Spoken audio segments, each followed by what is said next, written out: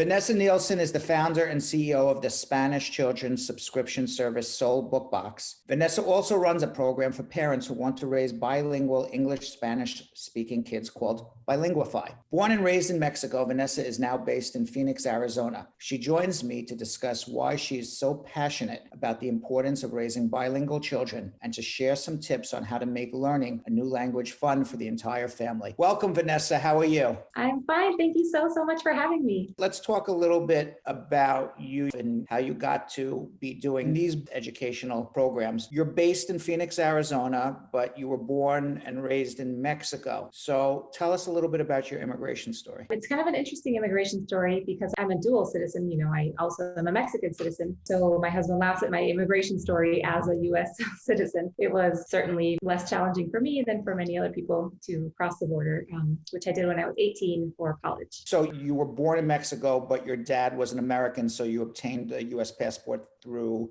being born to at least one parent who was a U.S. citizen. My grandmother is actually American, and then my dad is American through her, so it's kind of a long line of Americans living in Mexico, and also being Mexican. So you went back and forth growing up between Mexico and the United States, and you never had a problem going back and forth, right? No, and it was interesting because, even our school, my high school would play, the sports teams would play across the border. We were pretty close.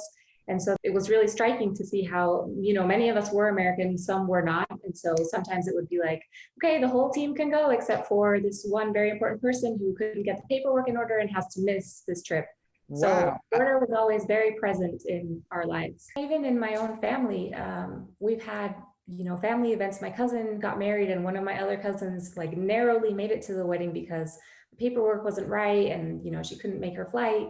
So even within my own family, we've had occasions where some of us can't make it to whatever side of the border. I think we're very lucky in the sense that, many of us can. It's been just such a struggle, either people that are waiting to come to the US or people that are already here and can't reach that citizenship. How far was your town where you were born from the US border? My town where I'm from is about 3.5 hours from the border, from the El Paso, Juarez in Texas. And tell me about the differences growing up in terms of culture and attitudes between Mexico and the United States that at least you remember. It's interesting because we went back and forth so much. We had family in the States and in Mexico. When I moved to the States, I kind of thought I kind of know, everything there is to know. And I was surprised when I moved here how different it was, even for me as an American. So, for somebody that had never been to the States before, I can't even imagine what the culture shock would be like. And in Mexico, especially northern Mexico, we have so much influence from the States. We watch, movies from the States and we hear the music from the States, but there were just gaps in my cultural knowledge that I didn't realize were there until I was here. Give me one example. Well, I remember being in college and one movie I remember specifically was The Princess Bride, and they had all seen The Princess Bride and I was like, I have no idea what movie that is. I don't know what you're talking about. So just things like that I was like, oh, that's okay. I didn't know that. Now you moved from Mexico to Utah. Where did you attend college? I was in Provo, Utah. And you've lived in other countries as well too? I did, yeah. So I spent a semester in France and then I spent a summer in Honduras and then have been in the US other than that. What made you choose to live in the United States versus Mexico? Being a citizen of both, you could have chosen a life in either country. I honestly never saw myself ending up in the States. I kind of thought I'll go for college and then I'll go back, but I got married. So then I stayed here. My husband is Ecuadorian American, but he's been living in the States since he was little. So we just stayed in the common denominator. I guess love changes everything, right? Right.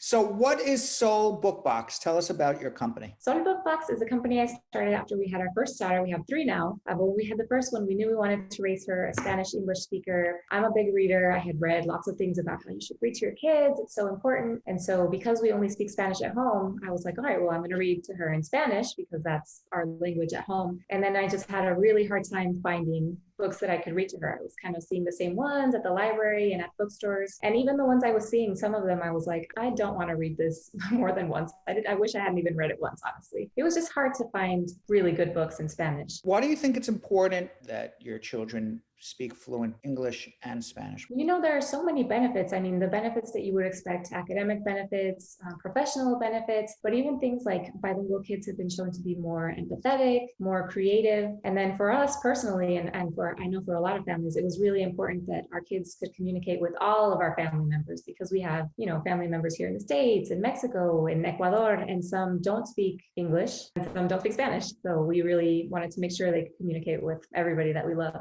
I think here in the United States, many people, when they come to the United States, when they migrate here, especially in generations past, they really wanted to assimilate. They wanted to learn English. They wanted their kids to learn English.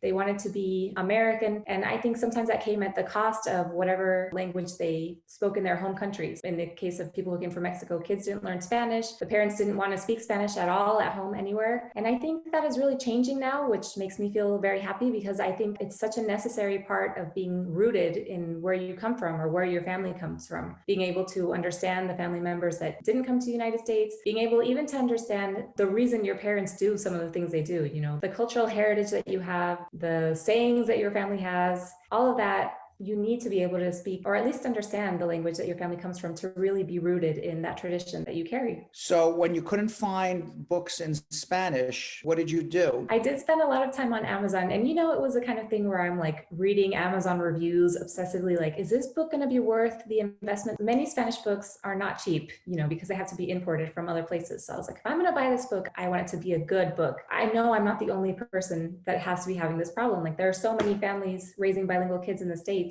We all need something to read. We all need great things to read. So if I'm doing this anyway, if I'm looking for books and curating books, I might as well offer this as a service to other people who don't have time maybe or interest in doing it themselves. So when did you start this company? I launched right at the very end of 2016 and then shipped out my first books 2017. And this is all online? All online, yep. Is it important to have a specific reading time for children, especially if you're trying to teach Spanish and English? No, that's kind of one of my crusades. I have 3 kids. I know many people are fans of the bedtime story. I'm a fan of the bedtime story in theory, but by the time it gets to like 7:30, 8 p.m., all I want is for my kids to be in their beds, and the only story I want to be reading is my book. Especially now in this year that we've been home more for the pandemic, I call it 3 before 3. 3 books before 3 p.m. And so that can be in the morning, that can be at lunch, or that can be 1 in the morning, 1 at lunch, whatever.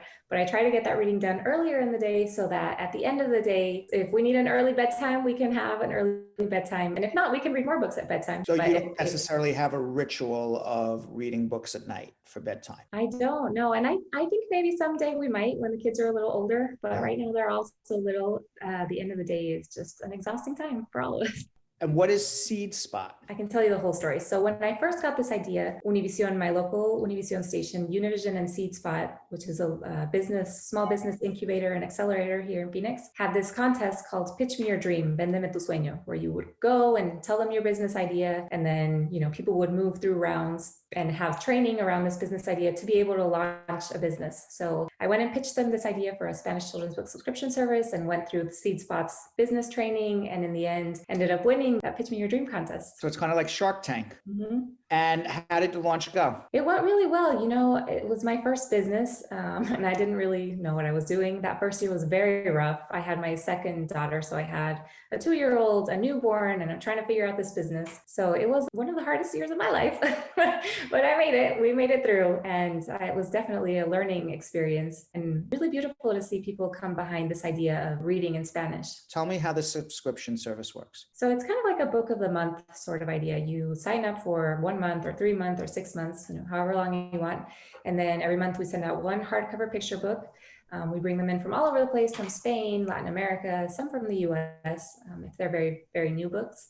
And then everybody gets the same book. So, we are choosing only the most beautiful books, the best quality books. We don't usually send translations, but if we ever do send a translation, like a very, very good translation, where you can't even tell it's a translation, and then everybody's getting this book every month. And these books are geared to what age? They're picture books, so they're probably best for about 2 or 3 to 6 or 7. Uh-huh. But people read them to babies. I read them to my babies. So it just depends how early you want to start. Occasionally I'll send a bilingual book. They all come wrapped like a present too. So that is very exciting for the kids to be able to unwrap the book, just trying to make it as exciting as a toy. And how much does the subscription cost? It depends. The longer subscription you buy, you save a few dollars. Monthly subscription is $20. Then it goes down a little bit from there if you buy a longer subscription. Now, how do you go and find all of these books? I know which publishing houses I like and I have relationships with people. But at the beginning, I went to the Feria Internacional del Libro, which is an international book fair in Guadalajara, Mexico, every November, except for November 2020 because of COVID. But every year it's just a massive, it's in a huge expo center and they have, publishing houses from all over the place. And so I would go there and spend a few days there and read a massive amount of books and then kind of figure out which ones I would be sending and see if I could source them, if I could get them shipped to the States from wherever they were from. What are some of your favorite Spanish children's books that you're going to recommend? Some that are very easy to find here in the States, because that's important too, right? I have some beautiful ones that are like hard to get here. But the ones that you can find in the States that I really love, there's one called Alma. It's also in English as Alma and How She Got Her Name, Alma y Cómo Obtuvo Su Nombre. It's by Juana Martinez Neal, and it's just a story about this little girl who has a very long name and she doesn't understand why it's so long. And it ends up, it's the name, like her ancestors, some of the names of her ancestors, and her dad tells her the story of how she got her name, and it's very beautiful. So that one I always recommend for sure. And then there's another one called La Siesta Perfecta, in English as probably The Perfect Nap, by one of my favorite publishing houses, Nube Ocho. And that one's just very silly. Books are so fun for kids when you can just be silly and they're funny and you get to make snoring noises or sneezing noises. They're just fun to read out loud. Who are your clients? Most of my clients do speak Spanish, at least one adult. I always think it's so interesting. I have a few families where the parents are learning Spanish along with their kids. So it's not their native language, but picture books are a great place to start, right? Because they're short, so they're not overwhelming. Right. You have pictures that kind of give you context. And the vocabulary is it's good. It's very rich because they're meant to be read out loud. Or parents that have their kids in like bilingual schools and never spoke Spanish until now, but now they want to all do it together. So I always think that's so interesting and it makes me very happy. So besides Soul Book Box and being a full-time mother, you started another company. It's called Bilinguify. What is Bilinguify? Bilinguify came out of my relationship with the Soul Book Box subscribers, parents that were getting these books in Spanish. And it's kind of like a second step to Soul Book Box because lots of parents, they want to speak Spanish at home. They know reading is important, so they buy the books, but then it's kind of like there's sort of a disconnect between okay, we speak English all the time and then we read this book in Spanish and that's it. And honestly, that's not enough. If you want to raise bilingual kids, you just need a little more time and effort that they are hearing Spanish. So Bilinguify was my attempt to bridge that gap and really give families a strategy and some methods for teaching kids Spanish at home, but also making it not like another thing you have to add to your to-do list. We all have so much, and especially now, we're homeschooling our kids and trying to be their entertainment all day while we can't go out. So I really wanted to make Spanish something fun that wasn't like a chore for either the parents or the kids, because then they won't want to learn and who can blame them?